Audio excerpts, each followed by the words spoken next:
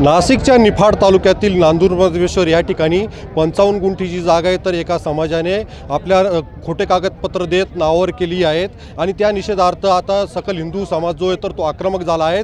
आपण पाहू शकतात का या ठिकाणी नाशिक छत्रपती संभाजीनगर राज्य मार्गावर या ठिकाणी रस्ता रोको आंदोलन जे आहे तर नाशिकचे आमदार देवेनी फरंदे यांच्या नेतृत्वाखाली या ठिकाणी हा रस्ता रोको आंदोलन सुरू आहे। या ठिकाणी रस्ता रोखून धरल्यामुळे या ठिकाणी वाहतूक कोंडी सुद्धा निर्माण झालेली आहेत। अगोदर सुरुवातीला या ठिकाणी ठिय्या आंदोलन जे तर ते मांडण्यात आलेले होते, मात्र ते अधिकारी या ठिकाणी यायला तयार नसल्या कारणाने थेट सकल हिंदू समाज जो आहे तर तो रस्त्यावर उतरला आणि या ठिकाणी रस्ता रोको आंदोलन केलेलं आहे।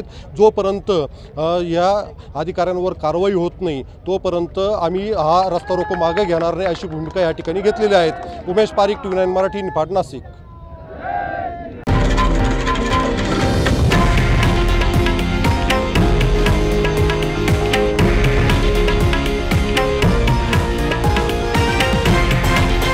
हे आहे देशातील नंबर 1 न्यूज नेटवर्क आणि आपण पाहत आहात TV9 मराठी, एकमेव।